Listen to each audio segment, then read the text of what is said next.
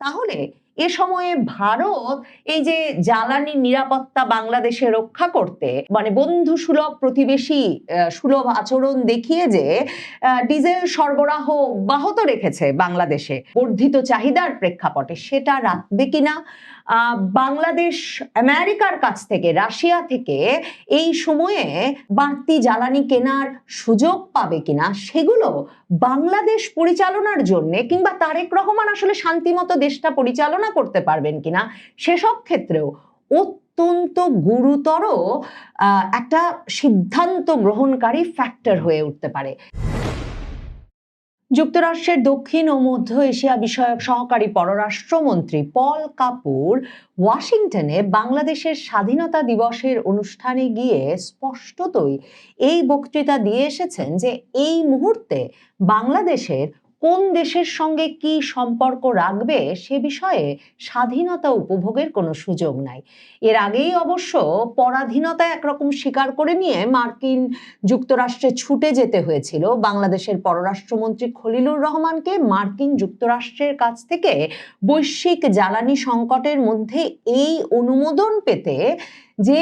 বাংলাদেশকে যাতে মার্কিন যুক্তরাষ্ট্র এমন সংকটকালে অন্তত কিছুদিনের জন্য রাশিয়া থেকে জ্বালানি তেল সংগ্রহের অনুমোদন দেয়। সে বিষয়ে এখন পর্যন্ত কোনো অনুমোদন আসে নাই মার্কিন যুক্তরাষ্ট্রের তরফে। মার্কিন যুক্তরাষ্ট্র বলেছে যে তারা বিষয়টা দেখবে, কারণ পল কাপুর স্বাধীনতা দিবসের অনুষ্ঠানে গিয়ে ওয়াশিংটনে বাংলাদেশ দূতাবাসে উপস্থিত হয়ে বলেছেন যুক্তরাষ্ট্র বাংলাদেশ সম্পর্ক এখন আগের যে কোনো সময়ের চেয়ে গুরুত্বপূর্ণ। কথাটা খুবই সত্যি, বিশেষ করে সে সময়ে যখন অন্তর্বর্তীকালীন ইউনূস সরকার মার্কিন যুক্তরাষ্ট্রের সঙ্গে এমন একটা বাণিজ্য চুক্তি করেছেন যার ফলে বাংলাদেশের কৃষি পণ্য থেকে শুরু করে বিমান, যুদ্ধ বিমান, যুদ্ধ জাহাজ কিছুই আর মার্কিন যুক্তরাষ্ট্রের অনুমোদন ছাড়া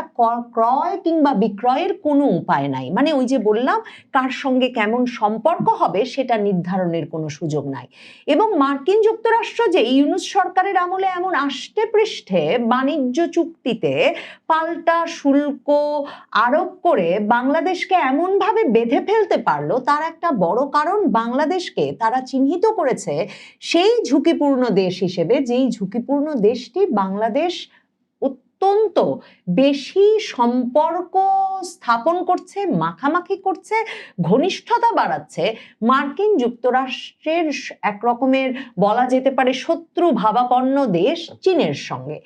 কাজেই পল কাপুর স্বাধীনতা দিবসের অনুষ্ঠানে গিয়ে ওয়াশিংটনে পরিষ্কার বলেছেন বাংলাদেশ যে কোনো সময়ের চেয়ে সবচেয়ে গুরুত্বপূর্ণ, একেবারে কৃষিপণ্য, জ্বালানি থেকে শুরু করে শিল্প, নিরাপত্তা, সুশাসন সব বিষয়ে সবচেয়ে গুরুত্বপূর্ণ বাংলাদেশ এবং মার্কিন যুক্তরাষ্ট্রের সঙ্গে সম্পর্ক অন্য যে কোনো সময়ের চেয়ে। খুব স্বাভাবিক, বাংলাদেশ একেবারে চারপাশ থেকে ধরা পড়েছে মার্কিন যুক্তরাষ্ট্রের জালে। এবং পল কাপুর আবারও তারেক রহমান সরকারকে, বাংলাদেশের নবনির্বাচিত সরকারকে সুস্পষ্ট বার্তা দিয়েছেন যে তারা স্পষ্ট করে কোনো দেশের নাম বলে দিতে চান না বটে, কিন্তু একটা দেশের সঙ্গে তাদের ভূ রাজনৈতিক প্রতিযোগিতা আছে সেদিকে ইঙ্গিত করে পল কাপুর বলেছেন আমরা নির্দিষ্ট কোনো কিছু বেছে নিতে বাংলাদেশকে চাপ দিই না বটে, কিন্তু আমরা বাংলাদেশকে উন্নত প্রযুক্তির প্রস্তাব দিই যা বাংলাদেশ স্বাধীনভাবে ব্যবহার করতে পারে এবং নিজের সার্বভৌমত্ব অক্ষুণ্ণ রাখতে পারে। মানে একে আপনি মৃদু ধমক বলবেন না কড়া ধমক বলবেন, মানে পরিষ্কার বুঝিয়েছে যে বাংলাদেশ যদি মার্কিন যুক্তরাষ্ট্রের থেকে কেনাকাটা না করে চীন সহ মার্কিন যুক্তরাষ্ট্রের অপছন্দের দেশগুলো থেকে কেনাকাটা করে, তাহলে বাংলাদেশের পক্ষে স্বাধীনতা সার্বভৌমত্ব টিকিয়ে রাখা যে মুশকিল হবে সেটুকুই স্মরণ করিয়ে দিতে চান আমেরিকার এই একজন উচ্চপদস্থ পররাষ্ট্র মন্ত্রণালয়ের কর্মকর্তা। তবে কিছু বেছে নিতে চাপ দিচ্ছেন না, একে চাপ হিসেবে দেখা ঠিক হবে না, এটা এক রকমের সুপরামর্শ বাংলাদেশের প্রতি। বাংলাদেশ যে কতটা গুরুত্বপূর্ণ হয়ে উঠেছে মার্কিন যুক্তরাষ্ট্রের জন্য তার একটা নজির কিন্তু এই যে দক্ষিণ ও মধ্য এশিয়া বিষয়ক সহকারী পররাষ্ট্রমন্ত্রী পল কাপুর ওয়াশিংটনে বাংলাদেশ দূতাবাসে বাংলাদেশের স্বাধীনতা দিবসের অনুষ্ঠানে গিয়ে উপস্থিত হয়েছেন। বিরাট বাণিজ্যিক সম্ভাবনা বাংলাদেশের মাধ্যমে দেখা দিয়েছে, বাংলাদেশকে যখন বাণিজ্য চুক্তির মাধ্যমে আষ্টে পৃষ্ঠে বেঁধে ফেলা গেছে।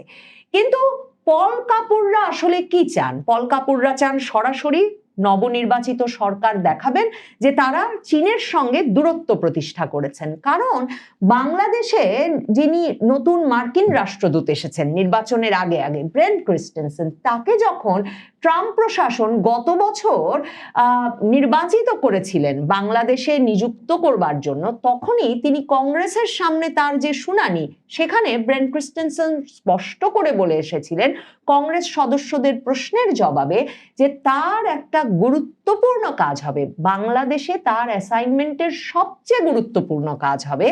চীন, কমিউনিস্ট চীনের সঙ্গে বাংলাদেশের অতিরিক্ত ঘনিষ্ঠতার ঝুঁকি বাংলাদেশকে বোঝানো। বিশেষভাবে সামরিক এবং নিরাপত্তা ক্ষেত্রে বাংলাদেশ যে চীনের সঙ্গে অতিরিক্ত ঘনিষ্ঠতা তৈরি করেছে অন্তর্বর্তীকালীন ইউনূস সরকারের আমলে, সেটা নিয়েই কংগ্রেস সদস্যদের মূল উদ্বেগ ছিল। এবং সেই প্রশ্নের জবাবে ব্রেন্ট ক্রিস্টেনসেন এই প্রতিশ্রুতি দিয়ে নির্বাচিত হয়ে কিন্তু বাংলাদেশে মার্কিন রাষ্ট্রদূতের দায়িত্ব পালন করতে এসেছেন। কাজেই মার্কিন রাষ্ট্রদূত হিসেবে বাংলাদেশে এসেও তিনি সাথে সাথে সর্বত্র সংবাদ মাধ্যমের সামনে প্রকাশ্যে বিভিন্ন অনুষ্ঠানে এ আলাপ শুরু করেন যে বাংলাদেশের অন্তর্বর্তীকালীন সরকার, বিশেষভাবে নির্বাচনের পর নির্বাচিত সরকার এবং সেনাবাহিনীর সঙ্গে মার্কিন রাষ্ট্রদূত এ আলাপটা একেবারে সোজা সাপটা ভাবে পরিষ্কারভাবে ছেড়ে ফেলতে চান যে চীনের কাছ থেকে সামরিক দ্রব্যাদি ক্রয়, বিভিন্ন এই যে যুদ্ধ জাহাজ, যুদ্ধ বিমান কেনবার যে প্রতিশ্রুতি অন্তর্বর্তীকালীন সরকার দিয়েছে, চীনের সঙ্গে সামরিক ঘনিষ্ঠতা যে বাংলাদেশের বাড়ছে, তাতে ঝুঁকি আছে বাংলাদেশের। এটাকে ঝুঁকিপূর্ণ একটা পদক্ষেপ বলে মার্কিন যুক্তরাষ্ট্র মনে করে এবং সেনাবাহিনী এবং নির্বাচিত সরকারকে এই বিষয়গুলো বোঝাতেই ব্রেন্ট ক্রিস্টেনসেন মূলত বাংলাদেশে দায়িত্ব পালন করবেন। এ কথা ব্রেন্ট ক্রিস্টেনসেন বলবার পর চীনা রাষ্ট্রদূত বা চীনের তরফ থেকে বুঝতে অসুবিধা হয় নাই যে ব্রেন্ট ক্রিস্টেনসেনের এ কথা একরকমের হুমকি যেই সরকার নির্বাচিত হয়ে আসবে তার প্রতি, যে আপনারাও যদি কেনাকাটা অব্যাহত রাখেন চীনের কাছ থেকে এবং নিরাপত্তা এবং সামরিক খাতে ঘনিষ্ঠতা বাড়াতে থাকেন, তাহলে আপনাদের ঝুঁকি আছে। এ ঝুঁকি যে কি ঝুঁকি সেটা যে সরকার বুঝবে না, সে সরকারের এক রকমের মার্কিন যুক্তরাষ্ট্রের সঙ্গে সামরিক এবং নিরাপত্তা খাতে পাল্লা দিয়ে এগোতে হবে, সেটা বোঝাতে নিশ্চয়ই খুব বড় বিশ্লেষক হওয়ার প্রয়োজন নেই। কাজেই চীন তখন সাথে সাথে প্রতিক্রিয়া দেখায় এবং এই বিবৃতি দেয় যে এই যে একটা দেশের রাষ্ট্রদূত এসে বাংলাদেশে এমন হুমকি দিচ্ছেন যে বাংলাদেশ যদি অন্য কোনো পক্ষের সঙ্গে সম্পর্ক রাখে তাহলে বাংলাদেশের সামনে নিরাপত্তা ঝুঁকি আছে, এটা খুবই অবিবেচনাপ্রসূত এবং একেবারেই কূটনৈতিক শিষ্টাচার বহির্ভূত একটা বিষয়। মানে এসব চীনের পক্ষে বলা সম্ভব বটে, কিন্তু বাংলাদেশের পক্ষে ইউনূস সরকার বাংলাদেশ মার্কিন যুক্তরাষ্ট্রের সম্পর্কটা যে জায়গায় রেখে গেছেন সেখানে সেটা বলা একদম অসম্ভব। মার্কিন যুক্তরাষ্ট্রের এক্ষেত্রে কৌশলটা একদম সোজা সাপটা। যুক্তরাষ্ট্রের তরফে ট্রাম্প প্রশাসন আসবার পর থেকে বারবার মনে করানো হয়েছে, পল কাপুর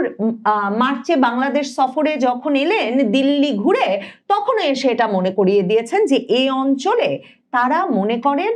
ইন্দো প্রশান্ত মহাসাগরীয় অঞ্চলে নিরাপত্তার ক্ষেত্রে তাদের সবচেয়ে গুরুত্বপূর্ণ কৌশলগত সহযোগী হচ্ছে ভারত, এবং তারা মনে করে যে ভারত একটা স্ট্রং, ইন্ডিপেন্ডেন্ট, স্বাধীন এবং শক্তিশালী, সামরিক শক্তিতে বলবান, বলিয়ান, শক্তিশালী ভারত এই অঞ্চলে চীনের যে একাধিপত্য সেটা ঠেকাতে সবচেয়ে কার্যকর ভূমিকা রাখতে পারে। কাজেই তারা মনে করে ইন্দো প্রশান্ত মহাসাগরীয় অঞ্চলে বাংলাদেশ সহ তাদের যত কৌশলগত সহযোগীরা আছে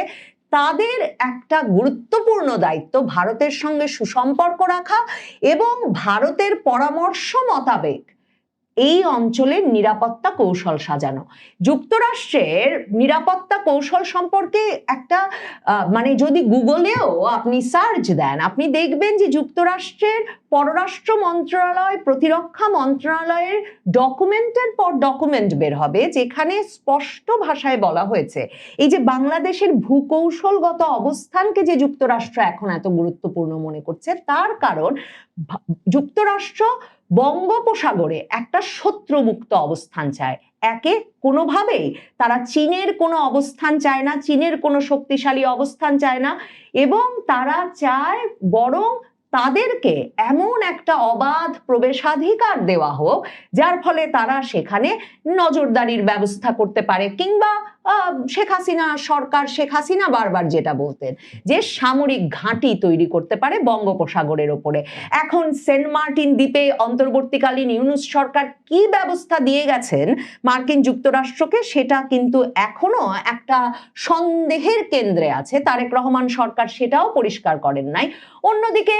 আবার এই যে চীনা যুদ্ধ জাহাজ কেনা থেকে শুরু করে নানা রকম পদক্ষেপ যে অন্তর্বর্তীকালীন সরকার নিয়েছেন সে বিষয়েও সাবধানতা অবলম্বন করার ইঙ্গিত আছে মার্কিন যুক্তরাষ্ট্রের তরফে। এখন যখন বাংলাদেশ মার্কিন যুক্তরাষ্ট্রের তরফে একটা জ্বালানি ছাড় চাইছে যে এই সংকটজনক পরিস্থিতিতে যাতে কিছুদিন রাশিয়া থেকে জ্বালানি কিনতে পারে, যখন যুক্তরাষ্ট্র ভারতকে কিন্তু এই ছাড় দিয়ে রেখেছে যে ভারত কিন্তু রাশিয়া থেকে জ্বালানি কিনে যাচ্ছে, তখন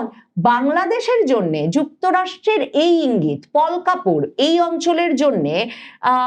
আমেরিকার সর্বোচ্চ যেই কর্মকর্তা তার যে ইঙ্গিত ওয়াশিংটনে দূতাবাসে গিয়ে যে চীনের সঙ্গে সম্পর্ক ত্যাগ করুন, চীনের সঙ্গে সম্পর্কের নিরাপত্তা ঝুঁকির কথা স্মরণ করুন, এগুলো ইঙ্গিত সরাসরি গ্রহণ করে তারেক রহমান যদি চীনের সঙ্গে দূরত্ব স্থাপন করে এ অঞ্চলে ভারতের সঙ্গে তার ঘনিষ্ঠতা না বাড়ান, মানে এই বিষয়ে ইঙ্গিত স্পষ্ট না করেন, যুক্তরাষ্ট্রকে আরো ঘনিষ্ঠ হওয়ার তার সঙ্গে সুযোগ না দেন, তাহলে এ সময়ে ভারত এই যে জ্বালানি নিরাপত্তা বাংলাদেশে রক্ষা করতে মানে বন্ধু সুলভ প্রতিবেশী সুলভ আচরণ দেখিয়ে যে ডিজেল সরবরাহ অব্যাহত রেখেছে বাংলাদেশে বর্ধিত চাহিদার প্রেক্ষাপটে, সেটা রাখবে কিনা,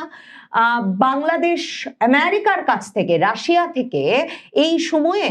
বাড়তি জ্বালানি কেনার সুযোগ পাবে কিনা, সেগুলো বাংলাদেশ পরিচালনার জন্য কিংবা তারেক রহমান আসলে শান্তিমতো দেশটা পরিচালনা করতে পারবেন কিনা সেসব ক্ষেত্রেও অত্যন্ত গুরুতর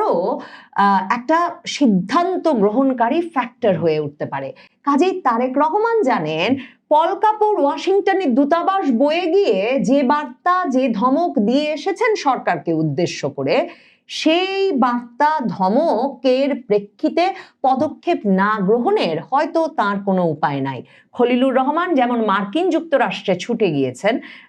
জ্বালানি সংকটের সমাধান করতে, ঠিক তেমনি খলিলুর রহমান 7ই এপ্রিল ভারতেও যাচ্ছেন। কাজেই ভারতের তরফেও জাতীয় নিরাপত্তা উপদেষ্টা অজিত দোভালের তরফে বিশেষভাবে নিশ্চিতভাবেই এই ইঙ্গিত স্পষ্টভাবে আসবে যে ইন্দো প্রশান্ত মহাসাগরীয় অঞ্চলে